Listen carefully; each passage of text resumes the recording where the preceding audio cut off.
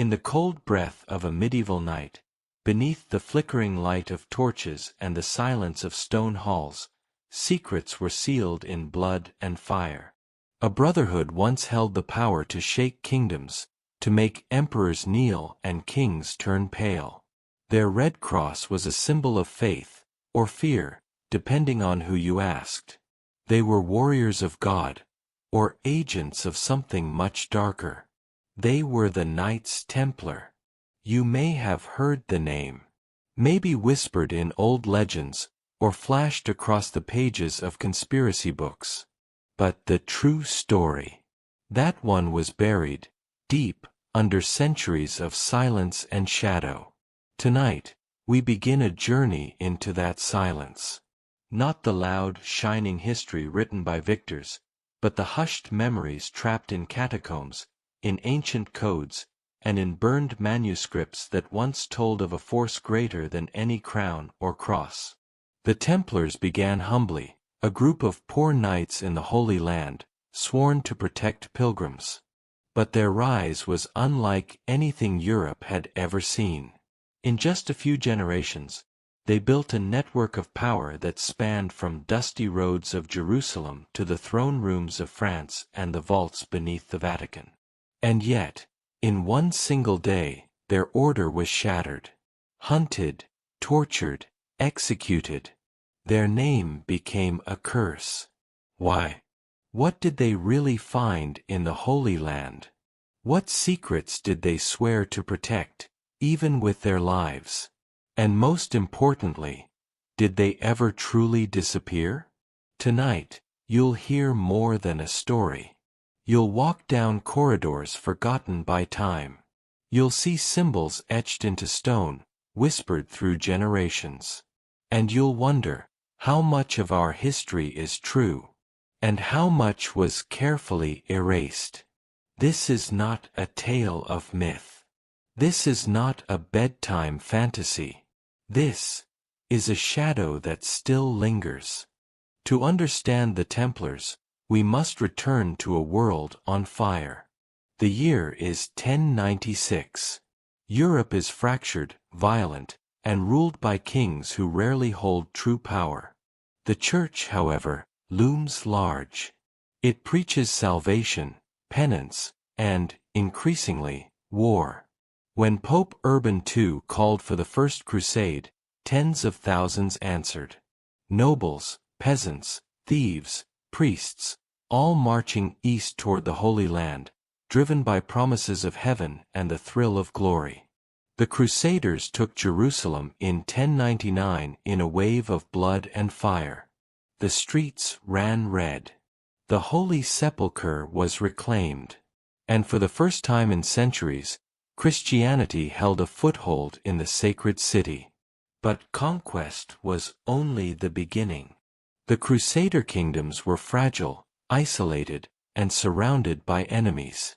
And the roads to the Holy Land remained perilous.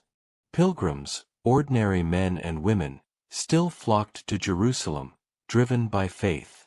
But many never arrived. They were robbed, murdered, or simply vanished in the deserts and hills. A new kind of defender was needed. Not a king. Not a bishop. Something different. An order that could fight, and yet obey. An army bound not by gold, but by God. One that could blend sword and scripture, steel and silence. That order was about to be born. They called themselves the poor fellow soldiers of Christ and of the Temple of Solomon. But history remembers them by a simpler name, the Knights Templar. It began in the year 1119, just 2 decades after the First Crusade had ended in blood and chaos. The Holy Land was theoretically under Christian control, but in truth, it was a violent, unstable frontier. Roads were filled with danger, and pilgrims heading to Jerusalem were easy prey for bandits and raiders. Out of this need, and out of the rising religious fever of the age, came a small group of knights. Just 9 men at first. Led by a French nobleman named Hugues de Payens, they pledged their swords to God, their wealth to the Church, and their lives to the protection of pilgrims. They had no lands, no riches, and no grand cathedrals. Their first headquarters was on the Temple Mount in Jerusalem, built atop the ruins of what was believed to be the ancient Temple of Solomon.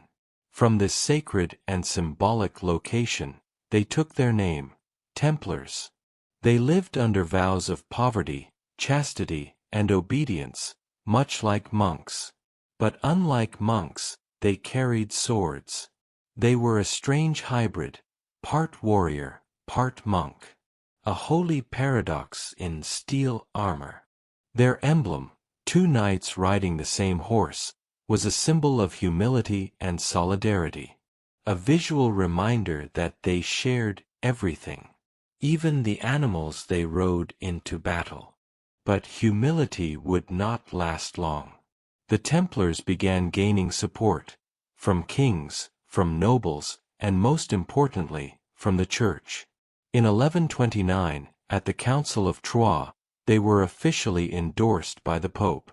And with that papal blessing, they became something far greater than a handful of idealistic knights. They became an institution. With donations pouring in, they began building fortresses, commanderies, and chapters across Europe and the Levant. Their military presence grew. Their prestige soared. And as they fought in the Crusades, stories of their bravery and brutality spread with them. But their true power didn't lie on the battlefield. It lay in what they built behind the scenes. The Templars developed a network of influence that stretched from Portugal to Jerusalem. They created systems of safe travel, communication, and financial exchange that were centuries ahead of their time. Pilgrims could deposit money in a Templar house in London and withdraw it in the Holy Land using coded letters, an early form of banking. They began offering loans to monarchs, holding land in exchange, building a financial empire that rivaled kingdoms. Some historians argue they invented the concept of international credit. Others believe they simply found a way to move money and power without borders. Their influence was so vast that even the Pope himself declared the Templars answerable to no one but God. They paid no taxes. They obeyed no king. Their chain of command was internal, rigid, and secretive. But with power came suspicion. People whispered, how could a poor order rise so quickly? What was really happening inside their fortresses? Were they guarding pilgrims, or guarding something far older, far more valuable? Their secrecy made them dangerous. Their loyalty made them untouchable. And their growing independence made them enemies. But for a time, they were legends. Knights who bowed only to God. Men who walked between prayer and war. Protectors of the faith, or its most dangerous heretics. That question would grow louder in the years to come.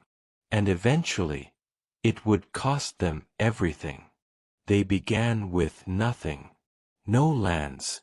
No gold. Not even their own horses in some cases. The early Templars were, by every definition, poor. Their vow of poverty was not symbolic, it was real. But what they lacked in material wealth, they made up for in purpose. And that purpose, over time, attracted the one thing every medieval institution needed to survive: faith. Kings believed in their mission. Nobles saw divine favor in their blades. And the Church? Well, the Church saw an opportunity. By the mid-12th century, donations were pouring in from across Europe. Castles, farms, mills, entire towns. The Templars were no longer a band of humble knights, they were now landowners, administrators, and financiers. But managing property was only the beginning. As their influence grew, the Templars developed something almost unheard of in the medieval world: a secure international network. They built preceptories, regional centers, in France, England, Spain, Italy, the Holy Land. These were more than just outposts. They became nodes in a web of commerce, diplomacy, and logistics that rivaled the capabilities of monarchies. A traveler could go to a Templar house in Paris, deposit a sum of gold, receive a coded letter, and months later, withdraw that same amount from a Templar chapter in Acre or Antioch. It was the birth of a medieval banking system. They also became moneylenders, offering loans to merchants, nobles, even kings. The kings of England and France owed them vast sums. The Crown of Aragon entrusted them with state funds. In some regions, the Templars were so rich and reliable that they served as de facto central banks centuries before such things existed. But this wealth was not paraded. They wore no jewels. They held no court. Their rule was discipline. And yet, behind their quiet discipline, they controlled enormous economic power. Some historians estimate that the Templars were the richest organization in Christendom by the late 1200s. Their network of property, ships, and credit reached farther than even the Vatican's. They owned wheat fields in Champagne, vineyards in Portugal, mines in Hungary, entire islands in the Mediterranean. They had their own fleet of ships, their own ports, their own warehouses. And while other religious orders served the soul, the Templars also served the coin. But power, especially silent power, breeds resentment. They lent money to kings and did not hesitate to collect. They were answerable only to the Pope. They paid no taxes, followed no secular law, and had their own internal code. To the outside world, this looked less like a religious order and more like a state within a state. Rumors began to swirl. Were the Templars hoarding gold? Were they hiding relics? Were their financial secrets masking something darker? It didn't help that their archives were closed, their books kept only by trusted scribes, their true wealth known only to the Grand Master and a few senior brothers. There were whispers that they had discovered ancient knowledge in the East, something that gave them an advantage, a tool of leverage over both church and crown. No one could prove it, but no one could disprove it either. And in a time when faith and fear walked hand in hand, that was enough. What began as acts of devotion became infrastructure. What began as humble service became sovereignty. And what began as sacrifice turned into threat. The poor knights had become guardians of the richest secrets in Europe. And someone, eventually, would come for them. Power is a dangerous thing. For nearly 2 centuries, the Knights Templar had grown in influence, wealth, and prestige. They answered to no king. They answered to no local church. Only the Pope stood above them, and even that authority, in practice, was distant. But the tides of Europe were changing. In the early 1300s, France was under the rule of King Philip IV, known as Philip the Fair. His kingdom was rich in land, but desperate for money. Years of war, mismanagement, and extravagant court expenses had drained the royal treasury. And one of his biggest creditors was the Templars. They had lent him large sums, secured against royal property. And worse, they were too powerful to control. Philip didn't just want to cancel the debt. He wanted to destroy the debt holders. And so, he began to plot. In the darkness before dawn on October 13, 1307, across the Kingdom of France, a carefully coordinated operation was launched. Templar commanderies were stormed. Brothers were dragged from their beds, arrested, and imprisoned. The charges were shocking. Heresy, idol worship, sodomy, blasphemy, sorcery. It was the full litany of medieval horror, designed to scandalize and inflame.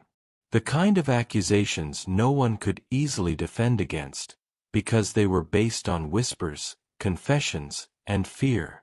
Some claimed the Templars spat on the cross. Others said they worshipped a mysterious head, Baphomet. Some spoke of dark initiation rites, of secret kisses and inverted rituals. Many of these confessions were extracted under torture. Burned feet, crushed limbs, hanging by the wrists, sleep deprivation and threats of eternal damnation. Under such conditions, truth became fluid. Confessions became currency. And the myth of the Templar conspiracy began to spread like wildfire. Pope Clement V was caught in a trap. He was based in Avignon, under the shadow of French influence. He had no army, no leverage. Publicly, he hesitated. Privately, he negotiated. Eventually, the weight of political pressure was too great. In 1308, he issued the order for all Christian monarchs to arrest Templars in their realms and seize their assets. But not every country complied. England was cautious. Portugal resisted. Scotland simply ignored the order. Still, the campaign succeeded in its main objective, to dismantle the Templar organization and tarnish its reputation beyond repair. Trials were held. Some brothers recanted. Others held firm. One of the most famous was Jacques de Molay, the last Grand Master of the Templars. After years of imprisonment, he was brought to public confession. He admitted guilt, under duress. But when brought again before the people in 1314, he stunned everyone. He retracted his confession, declaring the order innocent of all charges. He was burned alive on an island in the Seine, in front of Notre Dame Cathedral. Witnesses say he died without screaming. Before the flames consumed him, he is said to have called out a curse, summoning Pope Clement and King Philip to answer before God within the year. Within a month, Clement was dead. Within 8 months, Philip followed. Some called it divine justice. Others called it coincidence. But a legend was born. What happened to the Templars after that? Some brothers were absorbed into other orders. Some retired into anonymity. Others vanished. The wealth of the Templars was never fully recovered. Vaults were found empty. Records were missing. Rumors of secret fleets, hidden treasures, and escape routes to distant lands, like Scotland, Switzerland, even America, began to grow. Were they just stories? Or was the Templar network more resilient than anyone suspected? What is certain is this. In less than a decade, one of the most powerful institutions in the medieval world was brought down by a combination of politics, paranoia, and propaganda. No battlefield. No war. Just silence and fire. But their memory refused to die. In the centuries that followed, the Templars became the focus of myth and legend. Some claimed they had guarded the Holy Grail. Others linked them to the Ark of the Covenant. Occultists and secret societies invoked their symbols, their codes, their mystery. What they were in truth may be lost to time. But what they represent remains potent. A symbol of power, secrecy, and resistance. Of what happens when loyalty to faith collides with the ambitions of kings. And perhaps, of a truth that still lies buried, waiting to be uncovered. The flames had died, but the story had only begun. The official dissolution of the Templar order was supposed to mark the end. Their lands were seized. their leaders executed, their name blackened. But something strange happened. Rather than fade into history, the Templars became larger than life. For centuries, their legacy morphed, twisted, and resurfaced, not as history, but as mystery. By the 18th century, secret societies were rising across Europe. The Enlightenment had brought new ideas about freedom, reason, and hidden knowledge. And in this new age, the ghost of the Templars began to walk again. Some Freemason lodges claimed spiritual descent from the Templars. Not through blood or document, but through ritual, symbolism, and belief. Crosses, swords, sacred geometry, all began to reappear in new forms. In some cases, these were gestures of romanticism. In others, something more. The idea grew. What if the Templars had never truly disappeared? What if their network had simply gone underground? What if their secrets, their treasures, their knowledge, had survived, passed down through generations in whispered traditions? From dusty libraries in Vienna, to private lodges in Paris, to unexplained symbols etched into cathedrals and castles. Clues, or coincidences. In the 19th and 20th centuries, as archaeology advanced and interest in the esoteric grew, Templar theories exploded. Writers, mystics, and occultists linked them to everything from the Holy Grail, the Ark of the Covenant, the lost city of Atlantis, the builders of the pyramids, even aliens. The Templars, it seemed, were everywhere. Books claimed they guarded bloodlines, that they knew truths the Church tried to bury, that they had mapped the globe long before Columbus, that their true mission was never about Jerusalem, but about preserving forbidden knowledge. And then came pop culture. From novels to movies, from video games to conspiracy documentaries, the Templars became icons. In the Da Vinci Code, they're tied to the secret of Jesus's bloodline. In Assassin's Creed, they're portrayed as a shadowy global order manipulating the fate of humanity. In dozens of thrillers and documentaries, they're always just behind the curtain, watching, plotting, preserving ancient truths. These aren't accurate histories, but they feed something deep in the human mind. A craving for hidden order. For secret causes behind visible effects. For meaning in the chaos. The appeal of the Templars lies in their dual nature. They were real, documented, organized, powerful. But they were also destroyed so suddenly, so violently, and with so many unanswered questions, that their absence became a canvas for imagination. People began to ask, why was their wealth never fully recovered? Why did they disappear so quickly? Why do their symbols still appear in places of power? And then, the ultimate question, what if they still exist? Not in armor, not in castles, but in suits, in boardrooms, in shadows.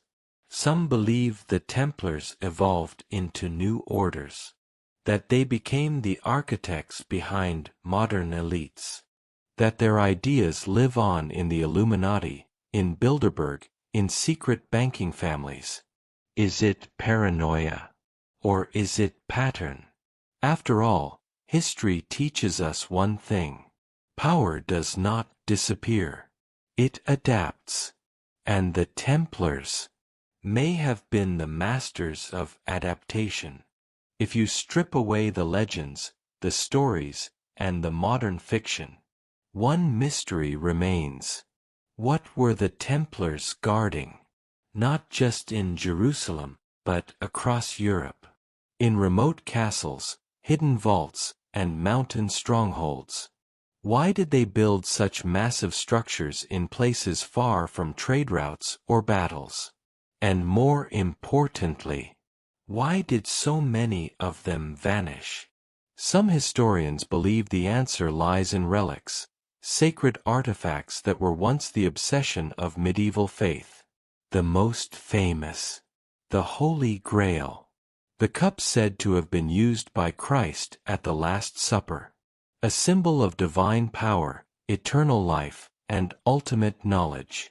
There is no proof the Grail ever existed. And yet, for centuries, Templar sites have been at the center of Grail legends. From Rosslyn Chapel in Scotland, to crypts in Portugal and southern France, to hidden chambers beneath ancient churches, clues have been found. Symbols carved in stone, seals, even strange, coded manuscripts that hint at something once being hidden, and then moved.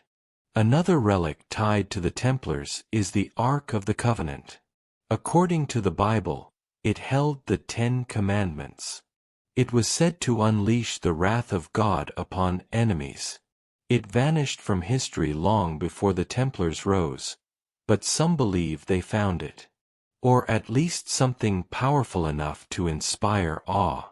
Certain Templar commanderies were built in oddly precise geometric patterns, aligned with celestial movements.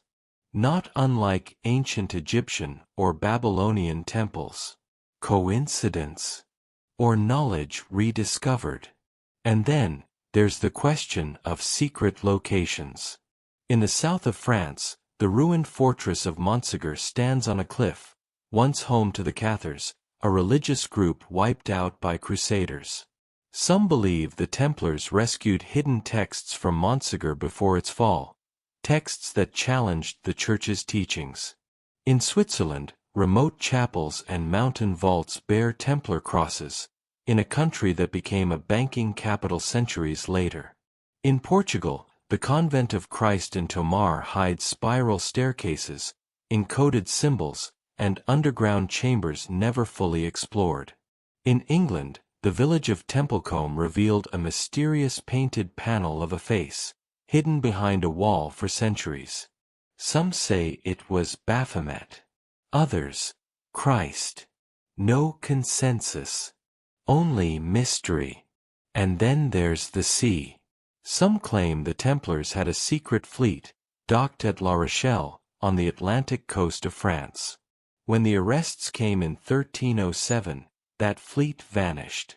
No logs. No sightings. No answers. Could it have sailed west? Decades later, maps appeared with strange, accurate coastlines. Long before official discovery. A coincidence? Or did the Templars know of lands beyond? Hidden relics, sacred sites, secret tunnels, lost ships, these aren't just the stuff of stories.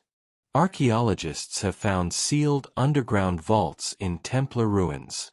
Many have never been opened, due to structural risk, church resistance, or national laws. What lies behind them? Dust? Bones? Or something else entirely? The Templars operated for nearly 200 years. In that time, they amassed more wealth and knowledge than most kings. And when they fell, they left behind more questions than answers. Their symbols remain etched in stone. Their buildings still stand, defying time.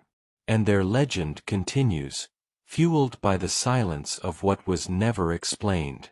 Whatever they protected, it was worth dying for, or disappearing for. Centuries have passed since the last Grand Master of the Templars was burned at the stake. But the flames of their story never truly died.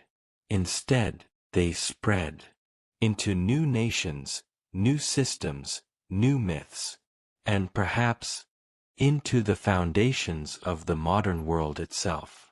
Let's start with something undeniable. Power leaves fingerprints. And for an order that once spanned continents, controlled economies, built fortresses, and negotiated with kings. Those fingerprints may still be visible. Just not where you'd expect them. Consider Switzerland. A country known for neutrality, discretion, and world banking. Few remember that the Swiss Guard, which still protects the Pope today, was once trained in methods strikingly similar to the Templars. And during the 14th century, Swiss cantons were among the first to receive mysterious deposits of Templar wealth, coincidentally, right after the order's suppression. Coincidence? Or a planned transfer of power into safer hands? And what of Freemasonry? Although most Freemasons deny any direct Templar lineage, certain rites, particularly the Scottish Rite and York Rite, contain degrees named after the Knights Templar. Symbols like the square and compass, the all-seeing eye, the cross and crown, all echo designs found carved into the walls of Templar commanderies. These may be metaphors, or they may be breadcrumbs, left intentionally by those who preserved the tradition in secret. Then, there are the global elites, the quiet architects of diplomacy, finance, and military force. Some theorists suggest that elements of the Templar mindset, centralization of control, blending of religious narrative with financial influence, resurfaced in the Bilderberg Group, the Council on Foreign Relations, or the World Economic Forum. These modern institutions often gather in secrecy, behind closed doors, far from the public eye. The agendas are usually economic. But decisions made in such rooms affect billions. Is this simply modern politics? Or is it a refined evolution of ancient strategy? Let's not forget banks. The Templars were pioneers of international finance. They created the early forms of credit letters, secure deposits, and multi-regional money transfer, a concept that seems basic now but was revolutionary then. Today, global banks hold more power than many governments. And some of the largest, founded in Europe during the early Renaissance, trace their roots through families with known connections to the post-Templar merchant class. Could the order's methods have become the blueprint for modern banking? Then there's the cultural echo. Why do so many modern militaries, especially in the West, include references to Crusader iconography, crosses, Latin mottos, names like Operation Templar, Crusader Shield, Iron Cross? Even elite units adopt the stylings of ancient knightly orders, honor codes, oaths, rituals. They dress it in modern terms, but the soul is old, and perhaps intentionally preserved. And in law, consider how many legal systems in the Western world derive from canon law and Roman codes, the same laws the Templars used when defending their holdings in medieval courts. Consider how diplomatic immunity, private landholdings, and religious protections echo the privileges the order once enjoyed. Are these just coincidences of legal evolution? Or are they part of a deeper continuity? Finally, there's the psychological echo. The Templars have become a symbol of power kept hidden, of knowledge buried beneath institutions, of those who pull strings while remaining unseen. In fiction, they inspire both awe and fear. In reality, they remind us that organizations do not die, they transform. Sometimes into something greater, sometimes into something darker. So, do the Templars rule the world today? No. At least, not by name. But their influence, their structures, and perhaps even their secrets, may have flowed silently through centuries into the veins of modern society. Not as armored knights, but as ideas, as systems, as symbols of control that still echo in the halls of power. Centuries have passed. The armor has rusted. The banners have fallen. The men are long buried in nameless graves. And yet, the Knights Templar still haunt the modern world. Why? Perhaps because their story is unfinished. Not in a literal sense. We know how they rose and we know how they fell. But something remains in the shadows between those facts. A whisper. A missing piece. A door left slightly ajar. In every generation since their fall, the Templars have returned. Not in flesh, but in questions. Were they hiding something? Did their legacy survive? Are their symbols, scattered across modern power structures, evidence of continuity, or just echoes of admiration? And why, despite the passage of time, does their name still feel dangerous? No other medieval order has generated so much speculation. No other group has become such fertile ground for fiction, fantasy, and fear. In books, they protect holy bloodlines. In films, they hide world-changing relics. In conspiracy theories, they rule from behind the curtain of democracy. All of it, fiction, and yet, not entirely baseless. History shows us that the Templars were more than warriors. They were bankers, architects, diplomats, keepers of secrets. They bridged East and West. They touched the sacred and the political. They navigated the thin line between faith and power with a skill that still unsettles modern minds. They proved that influence doesn't always wear a crown. Sometimes, it wears a white mantle, and leaves no heirs. Even the way they were destroyed adds to the myth. The charges were vague. The confessions tortured. The evidence, thin at best. And yet, a king and a pope conspired to erase them. Together. Why? What did they fear? When Jacques de Molay, the last Grand Master, stood on the scaffold, he is said to have cursed the king and the pope. And both died within a year. Coincidence? Legend? Or a final act in a game too complex for us to understand? Perhaps that is the true legacy of the Templars. Not just what they built, but what they left unspoken. The vaults left unopened. The tunnels that lead nowhere. The symbols that match across continents. Perhaps what haunts us is the idea that something is still hidden. Something important. Something powerful. Something meant to stay buried. And perhaps, deep down, we know.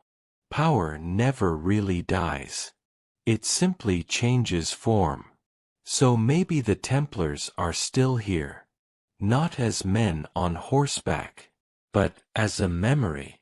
Woven into the fabric of the world they helped shape. Not seen, not heard, but always present.